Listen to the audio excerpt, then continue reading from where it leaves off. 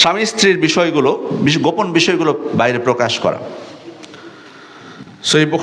সুনান আবু দাউদের বর্ণনা, যে হাদিসটিকে শেখ আলবানী রহমতুল্লাহ তার সহিউল জামের মধ্যে উল্লেখ করেছেন, সহি বলেছেন, আল্লাহ রাসূল সাল্লাল্লাহু আলাইহি ওয়াসাল্লাম একদিন জিজ্ঞেস করছেন সাহাবা ইকরামকে, হাল মিনকুমুর রাজুল ইযা আতা আহলাহু ফাআগলাকা আলাইহি বাবাহু ওয়া আলকা আলাইহি সিতরাহু ওয়াস্তাতারা বিসিত্রিল্লাহ, তোমাদের মধ্যে কেউ কি এমন আছে যে সে দরজা বন্ধ করে নিজেকে পর্দার আড়ালে নিয়ে যেয়ে, আল্লাহ তাআলা যেভাবে তাকে পর্দা করতে বলেছেন সেভাবে পর্দার আড়ালে নিয়ে যেয়ে তার স্ত্রীর সাথে মিলিত হয়, সুম্মা ইয়াজলিসু বা'দা যালিক, মানে স্ত্রীর সাথে যখন মিলিত হয় তখন সে নিজে কি করে, দরজা বন্ধ করে নিজেকে পর্দার আড়ালে নিয়ে যায়, এটা ঠিক, কিন্তু পরে কি করে, সুম্মা ইয়াজলিসু বা'দা যালিকা, পরে বলে ফাআলতু কাযা ওয়া কাযা, আমি আমার স্ত্রীর সাথে এটা করেছি ওইটা করেছি, পরে এসে বর্ণনা দেয় অনেক অন্যদের সামনে।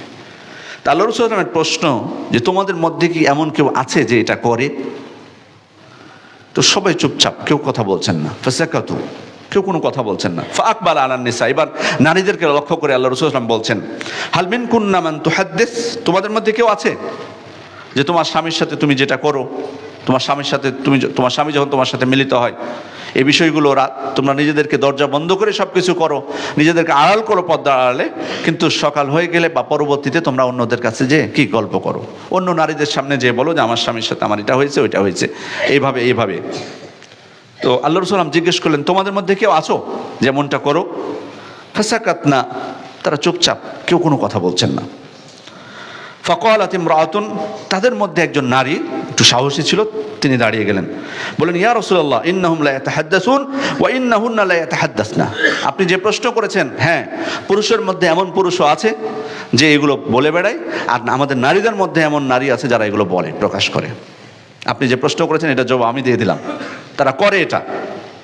তখন আল্লাহ রাসূল সাল্লাল্লাহু আলাইহি ওয়াসাল্লাম বলছেন, হাল তাদরুনা মা মাসালু যালিক, তোমরা কি জানো এটা কিসের মতো, এই যে এই কাজটা তোমরা করো এটা কিসের মতো জানো?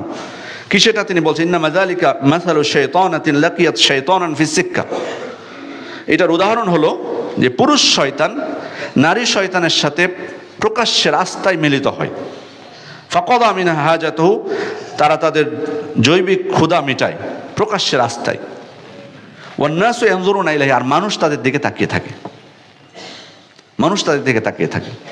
এটা আল্লাহ রাসূল এই চিত্রটাই, এটা বললেন উদাহরণটা, এটা বোঝার চেষ্টা করি যে এটা কতটুকু মানুষ, কোনো খারাপ ব্যক্তি, শয়তান কোনো খারাপ ব্যক্তি কোনো নারীর সাথে প্রকাশ্যে রাস্তায় মিলিত হয়েছে, তাদের জৈবিক চাহিদা মেটাচ্ছে, আর মানুষ তাদের দিকে তাকিয়ে দেখছে। বিষয়টা কেমন হতে পারে, কতটা খারাপ হতে পারে, কতটা বেহায়াপনা হতে পারে এটা।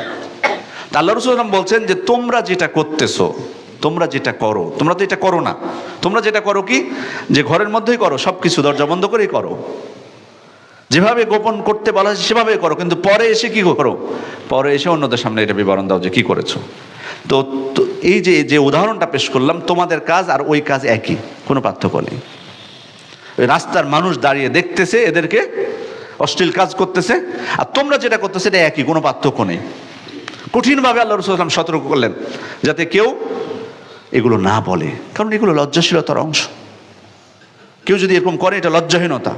সুতরাং পুরুষ হোক নারী হোক, কেউ যেন কোনোভাবেই কারোর সামনে এগুলো প্রকাশ না করে।